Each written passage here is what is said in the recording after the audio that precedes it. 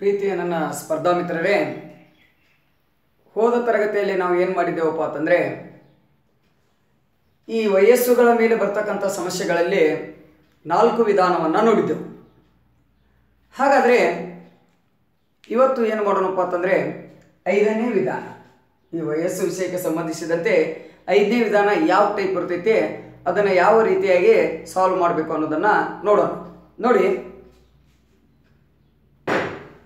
A ಮತ್ತು B ಅವರ ಈಗಿನ ವಯಸ್ಸುಗಳ ನಡುವಿನ ಅನುಪಾತ ಅಂತಾನೆ. ಯಾರ ವಯಸ್ಸುಗಳ ನಡುವಿನ ಅನುಪಾತ ರೀ? ಎ ಮತ್ತು ಬಿ ಅವರು.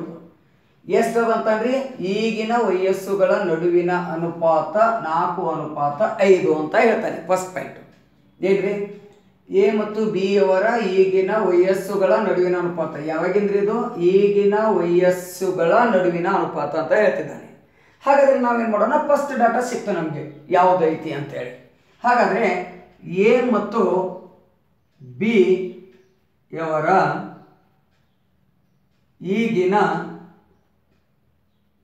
ವಯಸ್ಸು, ಯಾರ ವಯಸ್ಸು? ಎ ಮತ್ತು ಬಿ ಅವರ ಈಗಿನ ವಯಸ್ಸು. ಏನ್ ಮಾಡೋಣ, ಒಂದು ಎ ಅಂತ ಮಾಡೋಣ, ಇನ್ನೊಬ್ರು ಯಾರ್ರಿ? ಬಿ ಅಂತಕ್ಕಂಥ ವ್ಯಕ್ತಿ. ಏನ್ ಕೊಟ್ಟಿದ್ದಾನೆ? ಎ ಮತ್ತು ಬಿ ಅವರ ಈಗಿನ ವಯಸ್ಸುಗಳ ನಡುವಿನ ಅನುಪಾತ ಅಂತ ಕೊಟ್ಟಿದ್ದಾನೆ. ನಡುವಿನ ಅನುಪಾತ ಈಗಿಂದ ಎಷ್ಟು ಐತ್ರಿ? ಎ ಅಂತಕ್ಕಂಥ ವ್ಯಕ್ತಿದ್ದು 4 ಐತಿ, ಬಿ ಅಂತಕ್ಕಂಥ ವ್ಯಕ್ತಿದ್ದು 5 ಐತಿ. ಅಂದ್ರೆ ಎ ಅಂತಕ್ಕಂಥ ವ್ಯಕ್ತಿದ್ದು 4x ಆದ್ರೆ ಬಿ ಅಂತಕ್ಕಂಥ ವ್ಯಕ್ತಿದ್ದು ಎಷ್ಟಾಗ್ತೈತಿ? 5x. Okay, first step. ಮೊದಲು ಪ್ರಶ್ನೆ ಕ್ಲಿಯರ್ ಆಗಿ ನೋಡಿದ್ರೆ, ಎ ಮತ್ತು ಬಿ ಅವರ ಈಗಿನ ವಯಸ್ಸುಗಳ ನಡುವಿನ ಅನುಪಾತ 4:5 ಹಾಗೂ 5 ವರ್ಷಗಳ ನಂತರ ಅವರಿಬ್ಬರ ವಯಸ್ಸುಗಳ ನಡುವಿನ ಅನುಪಾತ 5:6 ಆಗುತ್ತದೆ. ಹಾಗಾದರೆ ಎ ಮತ್ತು ಬಿ ಯ ವಯಸ್ಸು ಎಷ್ಟು ಅಂತ ಕೇಳಿದೆ. ಈಗ ನಾನು ಡೈರೆಕ್ಟ್ ಆಗಿ ಬರ್ತೀನಿ. ಎ ಮತ್ತು ಬಿ ಅವರ ಈಗಿನ ವಯಸ್ಸುಗಳ ನಡುವಿನ ಅನುಪಾತ. ಎ ಮತ್ತು ಬಿ ಅವರದು, ಬಿ ಯ ಈಗಿನ ವಯಸ್ಸು ಎಷ್ಟೈತ್ರಿ? 4:5. ಇದು 4x ಆಯ್ತಪ್ಪ ಅಂತಂದ್ರೆ ಒಂದು ಎಷ್ಟು ಆಗ್ತೈತ್ರಿ? 5x. ಹಾಗಾದ್ರೆ ನೆಕ್ಸ್ಟ್ ಮುಂದಿನ ಕ್ವಶನ್, ಎಷ್ಟು ವರ್ಷಗಳ ನಂತರ ಅಂತಾರೆ? 5 ವರ್ಷಗಳ ನಂತರ. ನೋಡಿ, 5 ವರ್ಷಗಳ ನಂತರ. ನಾ ಮೊದಲಿನ ಕ್ಲಾಸ್ 7ರಲ್ಲಿ ಹೇಳಿದ್ದೇವ್ರಿ. ಏನಂತಿದ್ದೇವೆ ಅಂದ್ರೆ, ನಂತರ ಅಂತ ಬಂತಂದ್ರೆ ಪ್ಲಸ್, ಹಿಂದೆ ಅಂತ ಬತ್ತಪ್ಪ ಅಂತಂದ್ರೆ ಮೈನಸ್ ಅಂತ ಹೇಳಿದ್ದೆವು. ಈಗ ಏನೈತಿ? 5 ವರ್ಷಗಳ ನಂತರ. 5 ವರ್ಷಗಳ ನಂತರ ಎ ಯ ವಯಸ್ಸು ಎಷ್ಟು ಆಗ್ತೈತ್ರಿ? 4x + 5 ಆಗ್ತೈತಿ. ಹಾಗಾದ್ರೆ 5 ವರ್ಷಗಳ ನಂತರ ಇವಂದು ಎಷ್ಟು ಆಗ್ತೈತಿ? ಬಿ ಅನ್ನೋದಪ್ಪ ಅಂತ ಕೇಳಿದಾಗ 5x + 5. ಕ್ಲಿಯರ್ ರೀ? ಯಾಕೆ +5 ಯಾಕೆ +5 ಮಾಡಿದೆ? 5 ವರ್ಷಗಳ ನಂತರ ಇಬ್ಬರ ವಯಸ್ಸು ಐತಿ ಇಲ್ಲಿ, ಹೌದಾ? 4x ಅನ್ನೋ ಒಂದು ವಯಸ್ಸು ಐತಪ್ಪ. 5 ವರ್ಷಗಳ ನಂತರ ಅಂದ 4x ಗೆ 5 ಕೂಡಿಸ್ಬೇಕಾಗ್ತದೆ. ಬಿ ಅಂತಕ್ಕಂಥ ವ್ಯಕ್ತಿ 5x ಐತಪ್ಪ, ಅವನದಕ್ಕೆ ಎಷ್ಟು ಕೂಡಿಸ್ಬೇಕಾಗ್ತದೆ? 5 ರೀ. ಯಾಕಂತ ಕೇಳಿದಾಗ 5 ವರ್ಷಗಳ ನಂತರ ಅಂತ ಹೇಳ್ತು. ಇಷ್ಟಾದಾಗ ಅವರಿಬ್ಬರ ವಯಸ್ಸುಗಳ ನಡುವಿನ ಅನುಪಾತ ಯಾವಾಗ್ರಿ? 5 ವರ್ಷದ ನಂತರ ಎಷ್ಟಾಗ್ತದೆ ಅನುಪಾತ? 5:6 ಆಗ್ತದೆ ಅಂತ ಹೇಳ್ತೇನೆ. ಸೇಮ್ ಬಂದ್ರೆ process.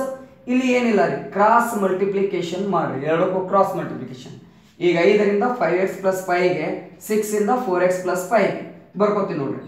5 into bracket 5x + 5 next ರೀ is equal to 6 into bracket 4x + 5.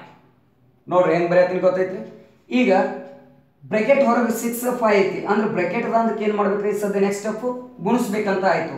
ಹಾಗಾದ್ರೆ ಗುಣಿಸ್ರಿ. 5 5 25x means 25x plus 5 5 5 5 25.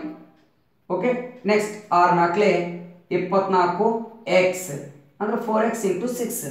6 4 24x plus 6 5 30 ಅಂತ ಹೇಳ್ತೀವಿ. ಬರಾಬರಿ.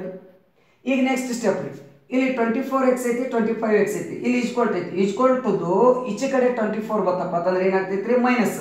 ಹಾಗಾದ್ರೆ 25x 25x ಬರೀರಿ. ಈ 24x ಈ ಕಡೆ ತಗೊಂಡು ಬರೀ, ಏನಾಗ್ಬಿಡ್ತೈತಿ? ಮೈನಸ್ 24x ಈಕ್ವಲ್ ಟು 30ಗೆ 30. ಈ ಪ್ಲಸ್ 25 ಈ ಕಡೆ ತಗೊಂಡ್ಬಂದ್ರೆ ಏನಾಗ್ತೈತ್ರಿ? ಮೈನಸ್ 25. ಈಗ ನೋಡಿ, 25x ಒಳಗೆ 24x ಕಳೀರಿ, ಎಷ್ಟು ಉಳಿತ್ರಿ? x. 30 ಒಳಗೆ ಎಷ್ಟಪ್ಪ ಅಂತ 25 ಕಳೀರಿ, ಎಷ್ಟು ಬತ್ರಿ? 5. ನೋಡ್ರಿ, x ಅನ್ನೋದು ಬಂತು. x ಇಸ್ ಕೊಟ್ಟು ಎಷ್ಟು ಬತ್ರಿ? 5 ಬಂತು. ಹಾಗಾದರೆ ಎ ಮತ್ತು ಬಿ ಯವರ ವಯಸ್ಸು ಎಷ್ಟು ಅಂತ ಕೇಳಿದಾನೆ ಈಗಿಂದು. ಹಾಗಾದ್ರೆ ಎ ಮತ್ತು ಬಿ ಯವರ ಈಗಿನ ವಯಸ್ಸು ಎಯ ವಯಸ್ಸು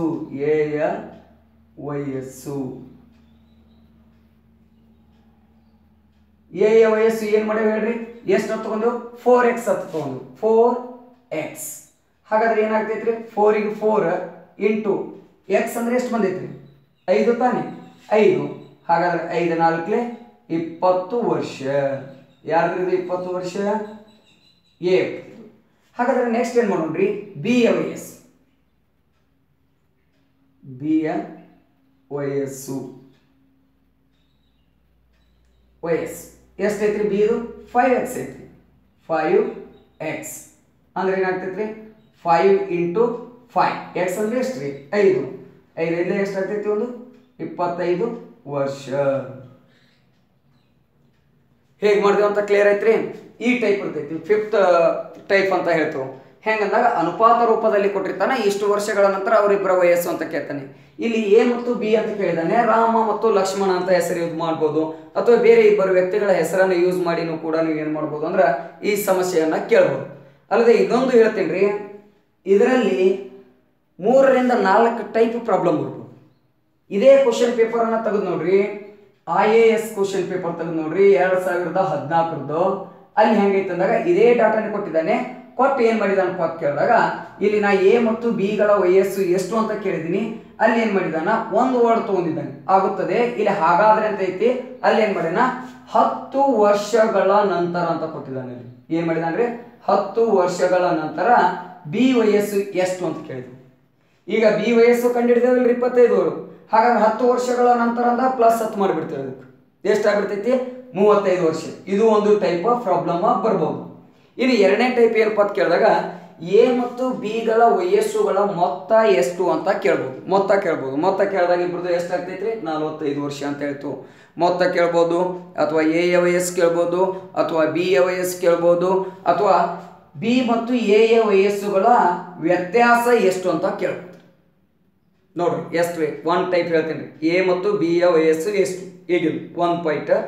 ಎರಡನೇದು 10 ವರ್ಷಗಳ ನಂತರ ಎ ಯ ವಯಸ್ಸು ಎಷ್ಟು ಅಂತ ಕೇಳ್ಬೋದು. ಇದೇ ಸೇಮ್ ಕೊಟ್ಟು 10 ವರ್ಷಗಳ ನಂತರ ಅಂದಾಗ 10 ವರ್ಷ ಕೂಡಿಸ್ಬೇಕು ಇದಕ್ಕೆ. ನಂತರ ಬಿ 10 ವರ್ಷಗಳ ನಂತರ ಬಿ ಯ ವಯಸ್ಸು ಎಷ್ಟು, ಈ ಟೈಪ್ ಪ್ಯಾಟರ್ನ್ ಮಾಡ್ಬೋದು. ಅಥವಾ ಎ ಮತ್ತು ಬಿ ಗಳ ವಯಸ್ಸುಗಳ ಮೊತ್ತ ಎಷ್ಟು ಅಂತ ಕೇಳ್ಬೋದು. ಮೊತ್ತ ಅಂದಾಗ 2 ಕೂಡಿಸ್ಬೇಕಾಗ್ತೈತಿ. ಇದನ್ನು ಸಹಿತ ಕೇಳಿದಾನೆ, PSI ಕೇಳಿದ್ದು. ಅಥವಾ ಎ ಮತ್ತು ಬಿ ಗಳ ವಯಸ್ಸುಗಳ ನಡುವಿನ ವ್ಯತ್ಯಾಸ ಎಷ್ಟು ಅಂತಾನು ಕೇಳ್ಬೋದು. ವ್ಯತ್ಯಾಸ ಅಂತ ಕೇಳಿದಾಗ ಇವೆರಡನ್ನು ನಾವೇನು ಮಾಡ್ಬೇಕಾಗ್ತೈತಿ, ಮೈನಸ್ ಮಾಡ್ಬೇಕಾಗ್ತೈತಿ. ಓಕೆ, ಹಾಗಾದ್ರೆ ಇವತ್ತಿನ ದಿನ ಈ 5ನೇ ಟೈಪ್ ಸಮಸ್ಯೆ ಏನಪ್ಪ ಅಂತಂದ್ರೆ ಈ ರೀತಿಯಾಗಿರ್ತೈತಿ. ಇನ್ನು ಉಳಿದಿದ್ದು ಏನೈತೆ ಅಂದ್ರೆ ಮುಂದಿನ ಕ್ಲಾಸ್ನಲ್ಲಿ ನೋಡೋಣ ಅಂತ ಹೇಳ್ತಾ ಇವತ್ತಿನ ತರಗತಿಯನ್ನು ನಾನು ಇಲ್ಲಿಗೆ ಮುಗಿಸ್ತಾ ಇದ್ದೀನಿ. ಧನ್ಯವಾದಗಳು.